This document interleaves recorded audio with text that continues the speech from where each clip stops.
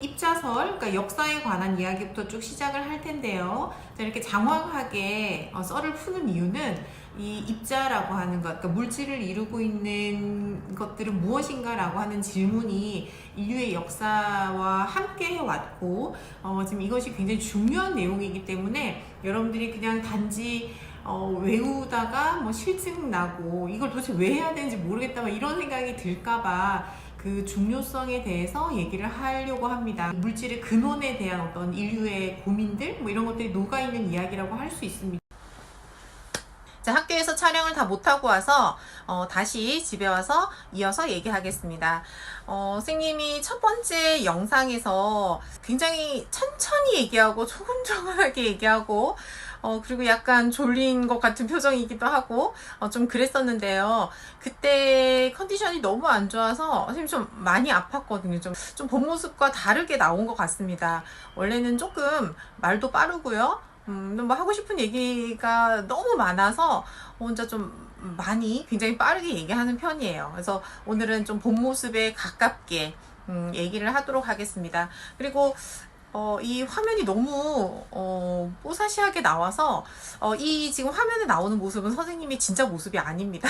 여러분들 그건 좀 알고 봐주셨으면 좋겠어요. 오늘 선생님이 얘기할 이야기는 원자설에 관한 이야기, 이게 과학사, 변천사에 대해서 얘기를 좀 하고요. 여러분들 2학년 때 배웠던 원자하고 원소에 관한 이야기, 2학년 때 여러분들 화학 파트 배운 게 있거든요. 그래서 그거 복습 삼아 조금 얘기를 해주고요. 여러분들의 기억을 좀 상기시켜주고, 그 다음 오늘 수업한 일정 성분비의 법칙이 그냥 무작정 외우려고 하면 굉장히 어렵게 느껴질 수 있는 부분이에요.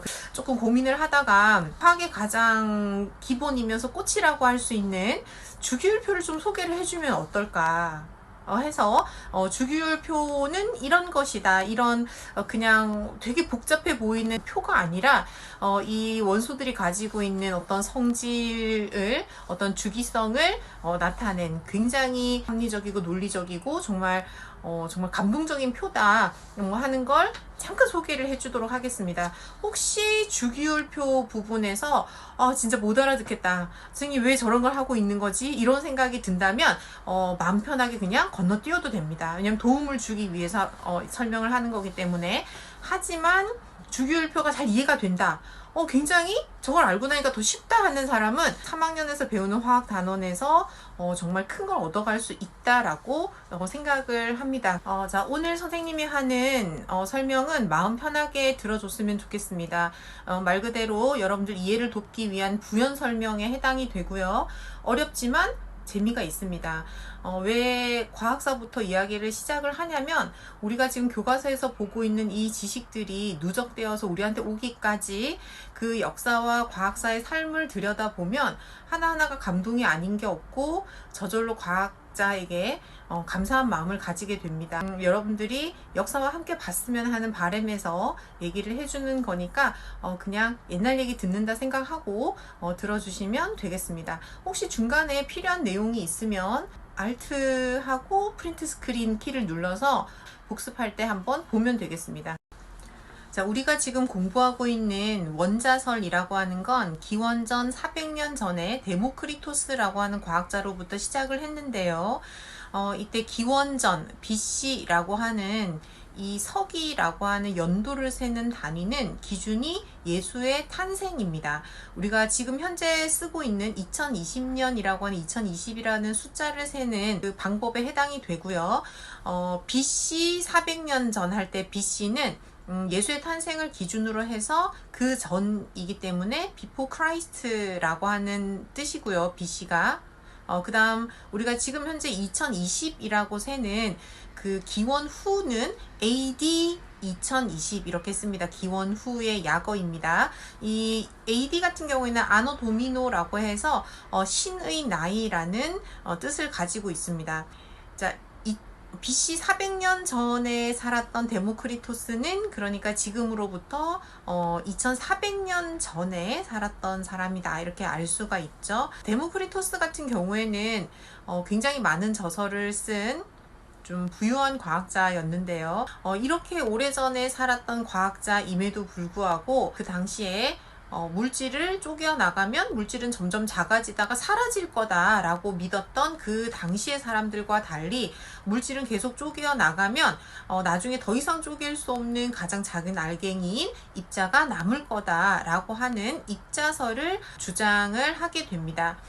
안타깝게도 이 입자설은 지금 현대의 원자설의 어떤 기본이 되지만 이 데모크리토스 이후에 등장한 많은 사람들의 어떤 명망을 얻은 그러니까 아리스토텔레스의 사원소설에 의해서 역사의 뒤안길로 사라지게 되는데요.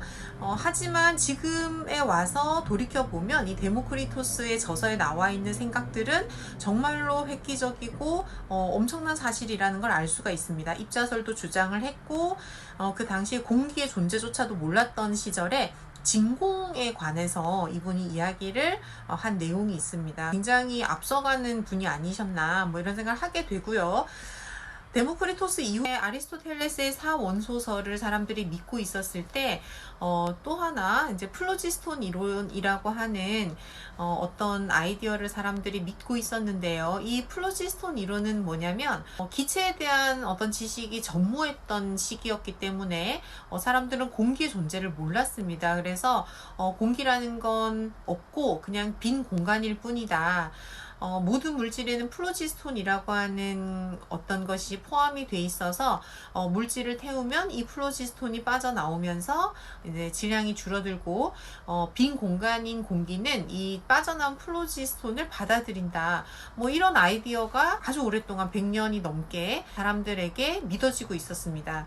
18세기 이전의 이 시기는 모든 자연현상을 다 과학자들이 플로지스톤 이론으로 다 해석을 하던 시기였습니다. 이때 프랑스의 화학자인 라부아지에가 플로지스톤 이론에는 허점이 많다, 문제점이 많다. 자, 내가 지금 얘기하고 있는 이 현상을 그런 플로지스톤 이론으로 한번 설명을 해봐라 하면서 보였던 실험이 금속의 연소 실험이었습니다. 플로지스톤 이론 선생님이 앞에 얘기한 것처럼 모든 물질은 다 플로지스톤이라고 하는 성분을 가지고 있어서 물질들은 태우면 그러니까 불을 붙여서 태우면 그러니까 그 당시에 이제 연소의 개념이었겠죠. 태우면 플로지스톤이 빠져나가면서 기존의 물질은 질량이 줄어든다. 그러면 이렇게 해서 빠져나간 플로지스톤은 어디로 가느냐? 비어있는 공간, 빈 그릇에 해당하는 공기 중으로 나간다. 이렇게 해석을 했는데 라부아제가 금속 연소 실험을 딱 보여주면서 자, 금속은 가열을 했더니 질량이 오히려 늘어나지 않느냐. 질량이 늘어나는 현상을 어떻게 해석을 할 거냐라는 물음을 던지게 됩니다. 자, 이렇게 라부아제의 금속 연소 실험에 의해서 플로지스톤 이론은 의심을 받게 되고 공격을 받게 되고 그러면서 사람들이 저 플로지스톤 이론이 틀렸을 수도 있겠다라고 생각하면서 어떤 자연현상을 해석하는데 적합하지 않다라고 판단이 되면 그 이론은 이제 버려지게 됩니다. 이렇게 플로지스톤 이론이 라부아제에 의해서 흔들리고 버려지게 됐고요. 이것 말고도 사실 라부아제에는 정말 창의적이고 새롭게 해석해내는 재주가 뛰어나서 라부아제가 했던 유명한 실험들은 정말 많이 있습니다. 우리 책에도 라부아제가 물을 분해하는, 그러니까 물을 수소와 산소로 분해하는 실험이 소개가 되었을 겁니다. 앞에 라부아제는 사실 당시에 화학자로도 굉장히 유명했지만 라부아제가 살았던 18세기 후반에 걸쳐서 프랑스는 혼돈의 시기였습니다. 프랑스 혁명을 거치게 되거든요. 대혁명을. 정치인으로서도 프랑스에서 굉장히 유명했고요. 자, 물론 화학자로도 정말 명성을 떨쳤습니다. 당시 이 라부아제를 한번 보기 위해서 유럽 전역에 있는 네노라 하는 화학자들이 프랑스로 몰려들 정도로 살아있었을 당시에도 정말 유명했던 사람입니다. 이 라부아제가 이렇게 어떤 근대 화학을 출발하게 근간을 깔아주면서 화학 혁명을 일으켰다. 지금 우리가 하고 있는 화학은 이때 시작됐다, 출발됐다 이렇게 평가되어지고 있고요. 지금 라부아제를 화학의 아버지라고 부르고 있습니다. 라부아제는 연소의 개념을 정의를 내렸는데요. 우리가 지금 알고 있는 연소의 개념은 물질이 산소와 결합하는 현상입니다. 이게 이제 라부아제가 처음으로 정의를 내린 거고, 이때 물질과 결합하는 그 산소, 그러니까 악시즌이라고 하는 이 용어도 라부아제가 최초로 만든 용어입니다. 지금 우리가 알고 있는 지식으로 돌이켜보면 플로지스톤 이론에서 얘기하는 연소는 유기물의 연소를 얘기하는 것 같습니다. 탄소, 수소, 산소로 이루어져 있는 유기물 같은 경우에는 연소가 되면서 산소가 결합이 되면 CO2하고 H2O가 반드시 빠져나오게 돼 있습니다. 질량이 줄어들 수밖에 없는 거고요. 그러니까 이 현상만 봤을 때는 뭔가가 빠져나가고 질량이 줄어드니까 그 빠져나가는 것을 플로지스톤이라고 이름을 붙였을 것 같습니다. 그런데 우리가 강철송 같은 걸 실험을 해보면 굉장히 간단하게 확인할 수 있는 거거든요. 라부아제는 나름의 원소, 그러니까 자신이 알아낸 원소를 나름대로 정리하고 규칙성을 기록한 책, 그러니까 입자에 관한 이야기도 했고요. 물론 라부아제는 개인적으로 보자면 이 연소의 개념을 아이디어를 좀 도의적으로 다른 화학자로부터 좀 훔쳐온 뭐 이런 이제 도덕성 논란도 있긴 합니다. 그리고 프랑스의 그 혼돈의 시기에 단두대에서 처형을 당해서 되게 불행하게 인생을 마감한 뭐 그런 이야기도 있지만 화학사에 있어서는 정말 대단하신 분임에 틀림없습니다. 굉장히 창의적이십니다. 이분의 이야기를 보면 그리고 우리가 지금 고등학교 책까지 해서 이제 화학을 이해하고 원자를 이해하는데 정말 도움을 많이 주는 우리가 사용하는 그 모델은 보어의 모델을 쓰는 경우가 많습니다. 그러니까 원자 모형을 우리 인간이 어떤 그림으로 그린다든지 뭐 아니면 이제 전자현미경으로 보는 건 불가능해요. 너무 작아서. 자, 이렇게 라부아제에 의해서 화학계에서 엄청난 지각 변동이 있었고요. 이렇게 화학혁명이 일어나면서 화학은 그 이후에 정말 급속도로 발전을 하게 됩니다. 거의 비슷한 동시대를 살았지만 라부아제보다 이후에 태어난 영국의 화학자인 돌턴이라고 하는 학자가 있는데요. 이 돌턴이 그 전에 묻혀 있었던, 그러니까 데모크리토스의 이 입자설을 다시 세상으로 끄집어내게 됩니다. 돌턴의 원자설을 발표를 하게 되고요. 자, 돌턴의 원자설은 모든 물질은 계속 쪼개어 나가면 결국 제일 마지막에 더 이상 쪼개지지 않는 기본 입자가 남는다라고 하는 데모크리토스의 어떤 입자설을 바탕으로 해서 같은 원자는 뭐 크기나 질량이나 성질이 변하지 않는다, 절대로. 화학 반응이 일어나도 원자는 없어지거나 새롭게 생겨나지 않는다. 그 다음 원자들은 결합을 할 때 일정한 성분비를 유지하면서 결합한다. 뭐 이런 것들을 정리를 해서 원자설을 발표를 하게 됩니다.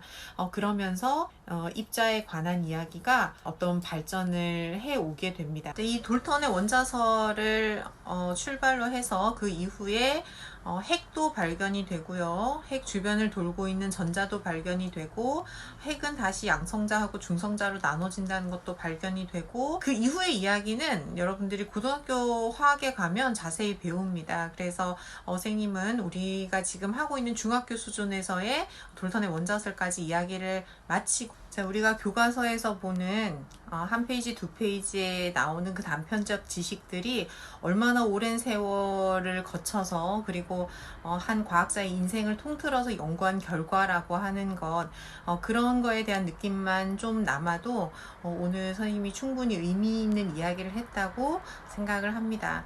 자, 지금 다 하지 못한 내용은 다음 영상에서 이어서 하도록 하겠습니다. 수업 듣느라 수고했습니다.